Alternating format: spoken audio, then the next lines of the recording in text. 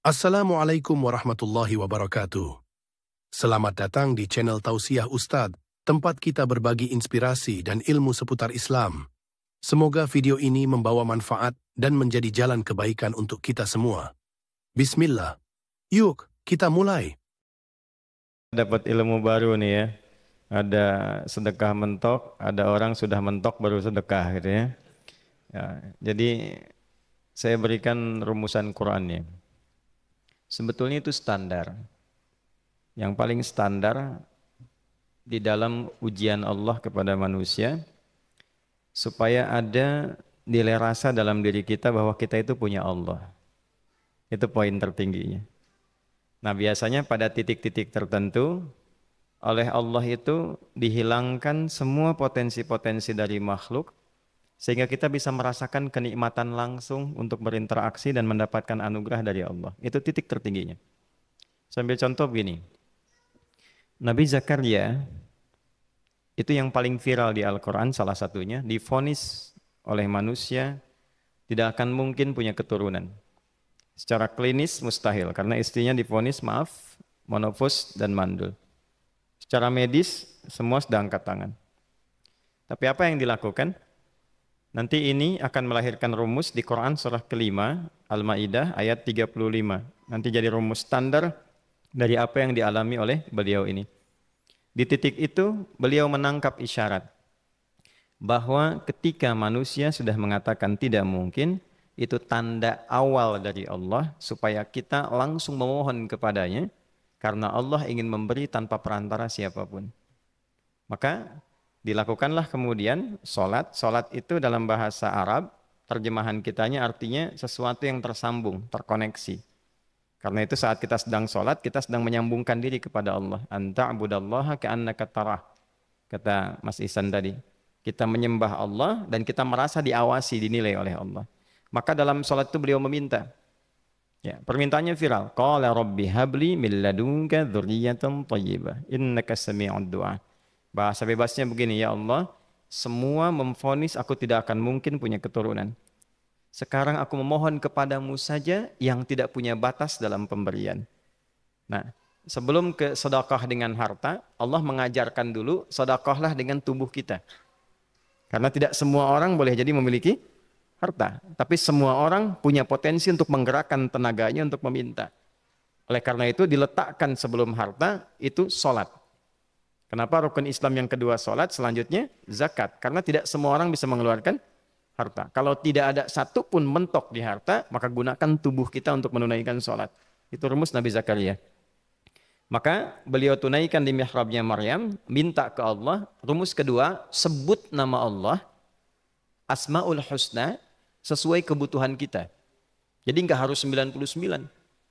Misal, ini mau menuntut ilmu, sekolah, sebut ya Allah ya Alim, pemilik ilmu. Ada persoalan rizki yang ingin kita dapatkan, ya Allah ya Razak. Ada proyek, ada kegiatan yang kira-kira tantangannya tidak mudah, ya Allah ya Al-Fattah. Ini beliau minta karena divonis tidak mungkin, maka meminta kepada Allah dengan nama pemberian tanpa batas, namanya Wahhab. Disingkatnya Hab. Rabbi habli, ya Allah yang tak punya batas dalam pemberian. Mereka memvonis aku punya batasan, maka mohon anugerahkan darimu saja. Jika padamu belum sempat juga terkabul, maka mohon tunjukkan kepadaku dengan cara apa lagi aku mesti meminta. Maka dalam situasi mentok itulah kemudian turun langsung jawaban. Fanadathul malaikatu wa huwa qa'imun yusalli fil mihrab annallaha yubashshiruka bi Yahya. Tolong garis bawah ini. Orang-orang yang langsung memiliki kesadaran saat di titik paling krusial, terendah, dan kita merasa tidak punya apa-apa, lalu ada kesadaran kita punya Allah dan meminta, itu seketika nggak ada sekat. Langsung dijawab. Seketika. Nah, karena itu biasanya di momen tertentu setiap kita itu pasti mengalami peristiwa itu.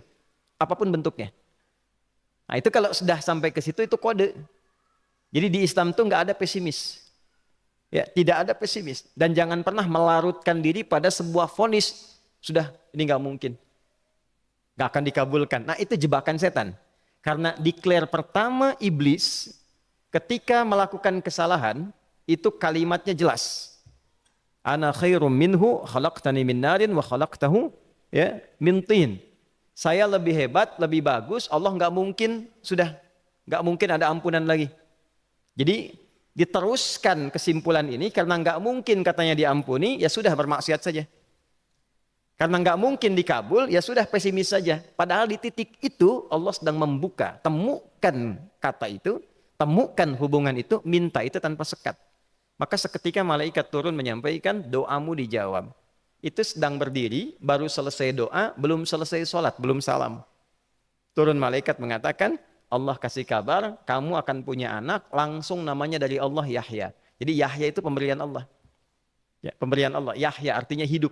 Yang mustahil menurut manusia. Lahir seorang bayi dari rahim perempuan yang divonis menopause dan mandul, kata Allah, jadi dan hidup. Nah, rumus itu nanti terus dialami oleh para nabi, puncaknya di era Nabi Muhammad SAW, nanti melahirkan panduan di Quran surah 5 ayat 35. Ya ayyuhalladzina amanu ittaqullaha wabtaghu ilaihil wasilah. Perhatikan kalimatnya dengan detil ya. Hei semua orang yang masih merasa punya iman. Tuh iman kita disentuh. Jadi kalau mengalami persoalan di titik nadir, terendah, itu yang disoal oleh Allah imannya dulu. Kamu masih punya iman nggak? Orang beriman nggak mungkin pesimis. Orang beriman gak akan putus asa. Orang beriman gak akan bunuh diri. Imannya ditanya dulu. Katanya kau beriman, iman kamu di mana? Kalau masih punya iman, kata Allah, ini ujian dari saya supaya kamu nyebut saya. Katanya ingin mendekat, kata Allah kan. Ittaqullah. Nah ini rumusnya. Wabtaghu ilaihil wasilah. Kalau engkau pengen cepat dapat solusi, maka aku berikan perangkat untuk cepat mengabulkan doamu itu. Perangkat itulah disebut dengan takwa. Nah, takwa itu ada urutan 240 kali disebutkan dalam Al-Quran, dibagi pada 3 segmen. Segmen ibadah ritual, segmen ibadah sosial, satu lagi segmen rumah tangga.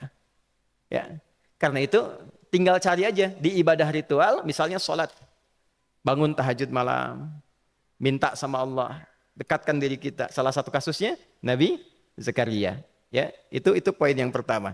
Yang kedua nanti ada maliyah sosial, itu yang tadi dipraktekkan, sedekah dengan harta. Ya, tidak harus banyak, yang penting Allah minta apa, ikhtiarkan, nggak akan dilihat berapapun nilainya. Yang dilihat itu ada nggak kemampuan mengimplementasikan imannya, itu poinnya. Titik itu, ya. Yang ketiga nanti di keluarga. Urutan pertama orang tua.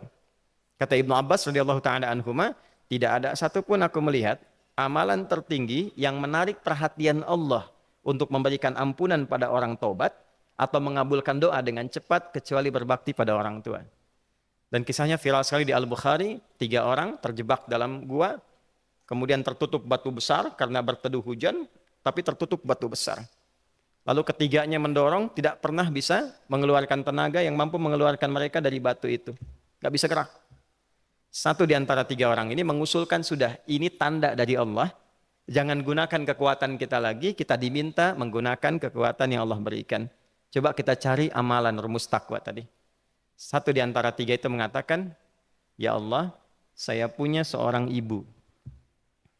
Setiap kali saya berangkat kerja, saya akan selalu siapkan hidangan untuk ibu, khusus untuk susu sebelum tidur, itu saya yang minumkan langsung kepada beliau. Itu berlanjut selama hidup saya seperti yang kau ketahui.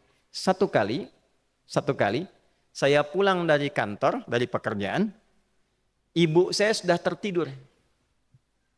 Sementara susu belum diminum. Dan kami putuskan tidak ada yang berani menyentuh susu dan minuman makanan kecuali ibu terlebih dahulu. Maka saya putuskan memegang nampan susu di samping ibu yang tertidur dan menunggu beliau bangun.